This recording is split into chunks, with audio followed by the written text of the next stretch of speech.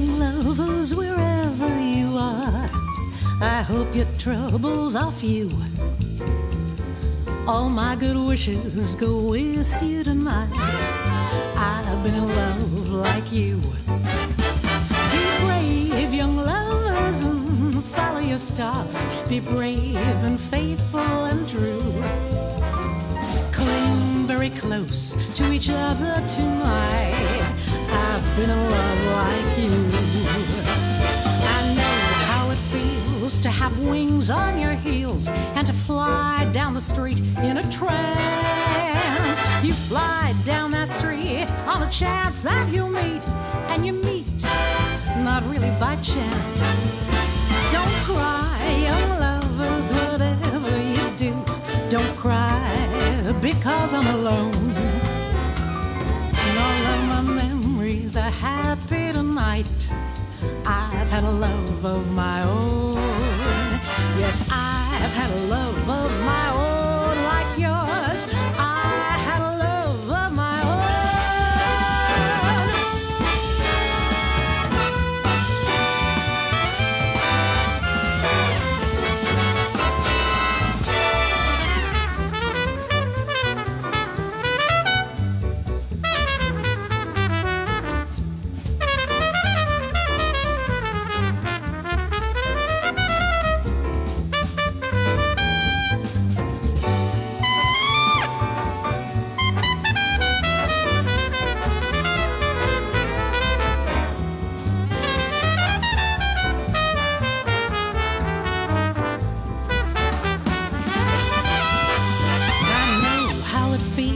To have wings on your heels and to fly down the street in a trance.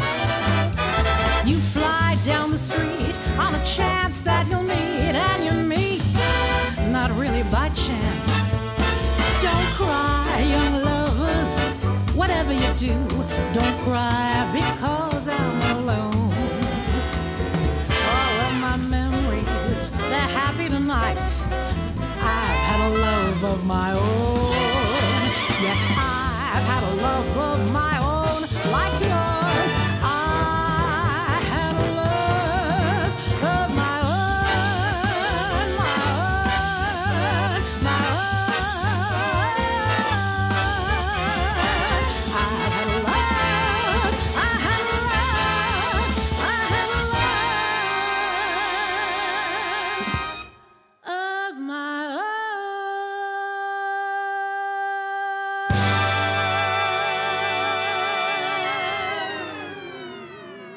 Okay, it's Plastic EP coming in from Melbourne, Australia, with the one and only CATHY CC CARLSON. She's moved up now. She's talent coordinator. She's a TV producer. She's everything. She even looks after Plastic EP now. Appreciate the promos. Now, we've got two VIP guests, of course. Ron and Angela APREA. That's correct, isn't it? Close enough. That's close. That's close enough. Tell me what it is with you. APREA's fine. APREA's fine. That's fine. Yeah, now, I just got to say, because we love you guys so much, right? We interviewed you last time, so we're all up to date with everything. I just want to say, Plastic EP is coming to 1,000 shows, and this is 976. So we're nearly there, and I just want to say it's such a pleasure having you guys on, right? Having the background of playing on John Lennon's album and getting his face photocopied and things like that, Ron. I mean, how great is that in your life? Actually, here. Can you see? This was the other T-shirt we were given to the contributors to our campaign. That's Ron, this is Steve Maddeo, and John Lennon. Actually, May Pang took this picture. Yeah. In 1974, during the sessions, I had my little camera with me, and I handed it to May, and she took this picture of John, Steve Maddeo, and me. Well, that's a fantastic memento. You got to understand, being in Australia, we love John Lennon, and I appreciate the T-shirts that you sent us. Stand up there, CATHY, and show everyone the T-shirt. Oh, that's right. Now, that is fantastic. That is a photocopy of his face, isn't it? Yes. Yeah, I just got to explain what happened to my T-shirt. I wore it, and my son loved it so much he took it away. And that's why I can't wear it today, because he's wearing it. Oh, okay. Just so hope you can know. do something very nice in return. Anyway, go back now into what you want to say because everyone's riveting here. Should I repeat the story about the Lennon's face? Yes, please go for it. We love it. Okay. Well, this is in the middle of the sessions up at Record Plant, and John had just lead sheets. We didn't have music for the five horn players, so I asked him if I can have the lead sheets, and I went into another room to photostat them for the musicians, so that we would have some kind of a guide, so we know what the heck we were doing, because there were no arrangements. So I'm in there photostatting the music, and John comes walking in, and he takes the music out, and he sticks his face in the copy machine, and he hits the button twice, and two blinding lights later, the two photostats come sliding out, and he handed one to Steve Medeo, and he handed one to me, and he said, "Hang on to this." He says, "Someday this is going to be worth a lot of money." And Steve's got lost or whatever. Wrecked. He moved a few times, and I think his got wrecked. But mine's been in a frame ever since, and it's in great shape. And I decided to take that picture and make T-shirts during our campaign, and we gave them to donors. You've got some promotion happening, and we want to promote whatever we can from you. Thank you. This here is a new album we just released. It's called Angela DeNIRO, Swinging with Legends. And it's actually Swinging with Legends 2. Can you see that? I guess it's on screen, right? Okay. And we kind of poured our hearts and souls into this. It's a big production. It's with my 16-piece band. And these are all arrangements that I had written during the pandemic. And as soon as things calmed down a little bit, we brought all the music and all the musicians into a rehearsal studio in Manhattan, and we got a chance to hear all this music that I wrote over the past few years, and it sounded so amazing. We decided to bring it into the studio and record it, which we did, and it was all done live. The studio was packed with musicians, and it had the album has that live feel to it. It's a very intense, exciting production, and we're excited about it. I'm excited too. Can you tell everyone where they can get it? That's the most important thing. Your website. Well, right now they can purchase it on my website. It's ronaprea.com. RONAPREA.com. I think it's on Amazon Music and on iTunes also. I forget. It's going to be on Spotify. There's a little glitch happening with Spotify, but it'll be on Spotify. You got such a fascinating life, Ron, and the stories that you tell, they blow my mind. And, people out there really love and appreciate what you've done and what you've achieved, right, with music. And, I mean, you're the man John Lennon turned to. How high an accolade can you get? Yeah, I got, I've been lucky. It hasn't been all luck, but I've had some periods of luck, and that was one of those lucky periods for me. It came right out of the blue. I was touring with a lot of jazz bands in them days, in 1974, and Steve Medeo, who was doing a lot of work with the rock bands. Steve Medeo was a trumpet player who worked with the Rolling Stones and Stevie Wonder and a lot of the rock groups that used horns. And Steve was a very dear friend of mine, and every time Steve would come to New York, we would chat on the phone. And this was one of those times when, in the middle of our conversation, he said something like, I think this might have been on a Monday, he said something like, "What are you doing on Wednesday night?" And I said, "I think I'm good for Wednesday. What's happening?" He says, I got a little recording thing. And that was it. We didn't even talk about it anymore. We continued our conversation. And right before we hung up, I said, "Oh, by the way," I said, "who's the recording with?" He says, "Oh, it's with John Lennon." So he was kind of casual, I think he liked to do that, though. He was waiting to drop that on you, little shock effect there. Now, Ron, I want you to tell me that story when you actually saw John Lennon in the flesh and met him for the first time. Because, I mean, it's like meeting the legend and meeting the man. It's like very hard to describe unless this actually happens to you in your life because it's life-changing. So just tell me, you met him in the recording studio, first of all, is that correct? And just tell me what that feeling was like and what the opening words were to each other. It was a surprise for me to see how kind of almost shy he was. He was kind of I expected him to be maybe a little more assertive, maybe a little bit more aggressive.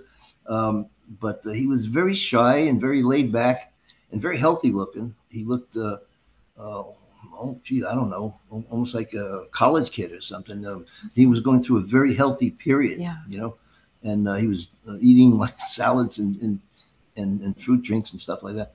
So I was surprised. It was a different image than what I had pictured, and probably, you know, the lifestyle that he was living prior to that period. I think something was going on with him and May Pang during that period, and he became like a kind of a sensitive guy, and he was very humble, very friendly, very easy to work with. I think she had a really positive influence on him, and that was, you know, may have started turning things around for him.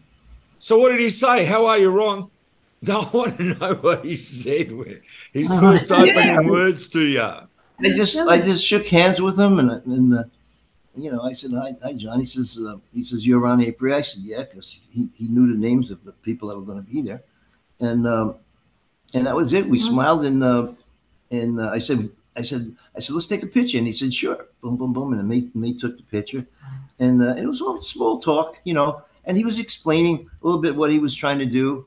He says, we're going to be using the, you know, horns for this, and here's my idea. You know, I want this kind of a feel, and we were talking pretty much about the kind of album that he was trying to put together. Exciting, though. You know, a lot of times things happen in your life, and I think you'll, you know, say yes to this, that they're important and everything. You kind of know they're special, but you don't really know just how monumental they are until later. And then you look back and you say, wow, you know, I did that, and you met John Lennon, you played with Lionel Hampton, so many different things that I think have more import now as we get older. But here's the thing that I probably should mention. Everybody's a little nervous when you're recording. You know, John was nervous. He wasn't quite sure it was going to work out exactly the way he wanted. We were nervous, anticipating getting the results that he wanted. You know, and so everybody's you know, kind of, it's like the first day of school. Everybody's a little nervous, and that's, you know, recording studios can be intimidating. And they humble us all out, you know. So that was pretty much the feeling amongst us, and we're all trying to be cool, like we know what we're doing, you know. And we're professionals, but we all have that little fear that this thing could go sideways. You know? Be cool, Ron. Be cool. Well, what did you say? Fortunately, it all went in the right direction. Well, it didn't go sideways. Did you almost have a nervous breakdown when Stu said there was no music? Well, yeah, I was used to reading arrangements, and John didn't have any arrangements. He just had those lead sheets, and we were pretty much playing by ear. We were making up stuff as we were going. And that was a little scary since these were all original songs that no one's ever heard before except John. So, and which was the best song that you recorded? Your favorite, or the one that was the biggest hit? Whatever Gets You Through the Night was his big hit on that album. Yeah, Elton John. Yeah, I think that was his only. I think May Pang mentioned to me that might have been John's only #1 hit. Yeah, and the arrangement was that if that went to #1, John Lennon would make a public appearance with Elton John, which he did at Madison Square Gardens. He ended up singing I Saw Her Standing There. Your history's right on. That's very true. That's why I'm Plastic EP. But you know what I would have done to break the ice with John Lennon? He would have gone to me, how are you, Plastic EP? And I would have said, I love the Beatle cartoons. Right? Because the Beatle cartoons, I got to say, they didn't use his voice. They had actors that were special voices, and the Beatles didn't like their voices, right? That's a fact. And it wasn't shown. When it was shown in the US in 1965, it got over 50% of the ratings. So it's the biggest cartoon ever in the history of cartoons. But did you know that the Beatle cartoons were not shown in the UK till the 1990s? They didn't want it shown in Britain. Now, where did you record your new album? Where did you record that? The new album? Yeah, Mozart. We recorded in New Jersey, a beautiful studio called Mozart Studio in Little Falls, New Jersey. Gorgeous. Great studio. Yeah, really gorgeous. Good ambiance, good vibes when you go in there. Show me the CD one more time, Ron, while you're talking, so they can see it. When they go on the net, they can find it. And bring it a little bit closer and just tell me a little bit about the cover. Well, the cover is a picture of Angela with the three guests. We had three legendary jazz musicians as guests for this album. One is a trumpet player, Randy Brecker from the Brecker Brothers. Him and his brother Michael Brecker had a funk band for quite a few years back in, I guess, the 70s and the 80s. And Randy Brecker is a wonderful jazz musician who teamed up with his brother and had a gang of hit records, with this Brecker Brothers. So Randy's he lives in New York, and he's a friend of mine. I've played in bands with Randy prior, and I got Randy to join us on this project. One of the other guests is Ken Poplowski. He's a clarinet player. We talked about Benny Goodman last time I was on the air with you, and Ken he's kind of like a protege of Benny Goodman. He's a great clarinet player in the style of Benny Goodman, and he's on this album with us. And we have Lou Tabakin, a wonderful tenor player who has like 16 Grammy nominations to his credit, and Lou is the third guest. So we call it Swinging with Legends. So Angela, at my big band, my 16-piece band, and these three legendary jazz musicians joined us for this effort. And everybody just played their butts off. It's just a fun album. Yeah, and just as a point of interest, Lou was on the first Swinging with Legends album like 25 years ago. So he says now he's really a legend. Ron, I got to say, Angela's your best PR person. She's just so fantastic. I'm serious. She's already sold your CD to half the world. I have a vested interest. Well, how many songs are on your album? Okay, there's 14. And, what's your favorite? What's your favorite? Come on. You know what? I asked him that this morning. She asked me that. Just this morning, she asked me which one is my favorite. Favorite arrangement, I asked specifically. And it's really hard. I mean, I love everything on this thing. It's like picking your favorite kid, Yeah, but break it down to one, Ron. Come on. Do it. No. I don't know if I can. But I just want to say this. There's 14 tunes. I think we might have broken a record. We had 6 hours of studio time, and it's a miracle with 16 musicians and Angela that we were able to record 14 tunes in 6 hours. Which even Costin, who owns the studio, he said he's never seen that before. The band was so tight, so well rehearsed. We had a couple of rehearsals prior, of course. And when they got into the studio, they just nailed the music, and it's a miracle. I never thought we'd get all 14 tunes recorded, and we did. And what energy! What energy! I don't ever remember a feeling like that. It was incredible. I really thought I had to check my feet a couple of times, make sure I didn't just come right up off the floor while we were recording. It was astonishing. Can I suggest that the next album you do is a mix between blues, rock, and swing? Yeah, you know what? Look, let's get into the groove. Come on, Ron. We need to get you away from all this orchestral stuff, and let's just get into a bit of rock and roll, both of you. I reckon you'd be great. Well, you want to know something? My very first album back in the 70s is a thing called Positive Energy. That's funny. It's a fusion album. It's a mix. And as a matter of fact, that record it became a disco hit in Spain. I don't know how it got to Spain. I have no idea. That's great. You should go to Ibiza and dance it out there, you and Angela, right? You got to do some promos in some of these swinging places. Come on, get out of the States and go to where it's really hip. And make sure you go to Greece, right, Mykonos and that? So you mentioned some of the musicians and everything. So what's your plan? Are you going to be performing out? Are you going to do did you do a big launch for your CD release or any of that? Okay, well, we're still working on all those things. Mm-hmm. The closest day we can get for Birdland, because Birdland books so far in advance, and Birdland is that's the daddy. It's the daddy. Yeah. So it's one of the better clubs in the city. Yeah. And we will be performing the entire album at Birdland in January. January 28th. January 28th. It's a little ways off yet. It'll get here.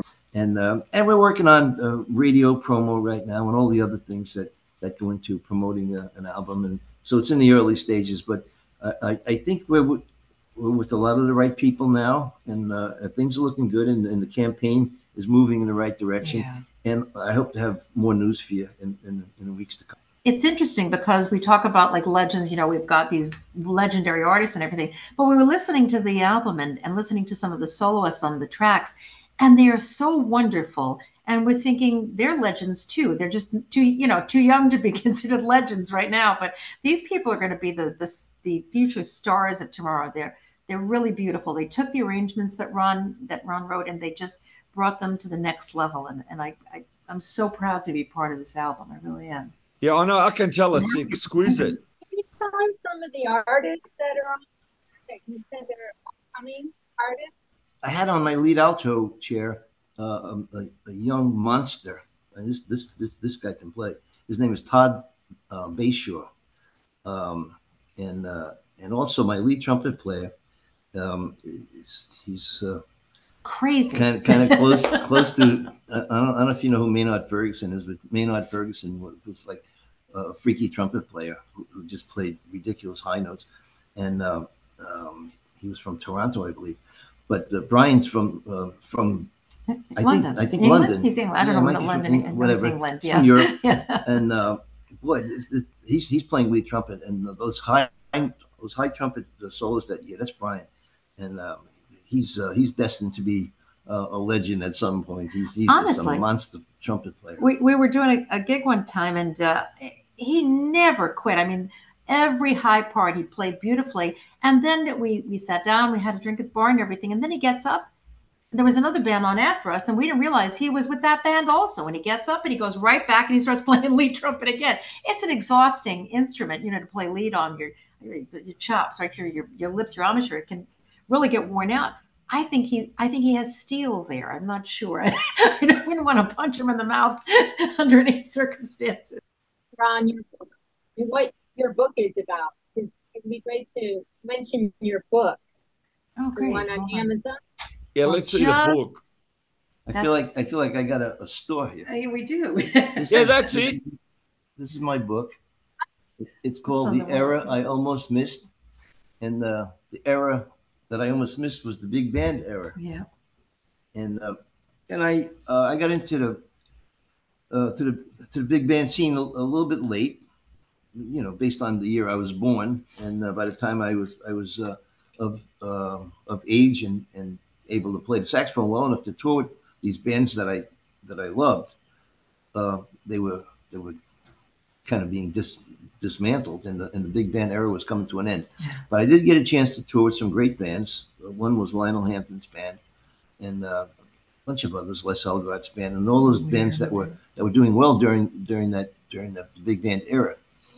And the book is based on my experiences with those bands and some of the craziness and some of the nice things that happened on those tours. And I think the readers will be surprised at some of the stuff that I discuss in here. With some band leaders whose opinions may change after reading my book. That they like you or not? Well, I don't know. Some are good, some are not so good. Okay, I've got to thank everybody. I thank you so much. We love Ron and Angela from us. Just tell us where they can get the CD and the book again. And Okay, ronaprea.com. RONAPREA.com. thank everything's available in digital form too if you're overseas, and even better. Thanks so much for being on the show. We send you love. All right. Thanks for having us.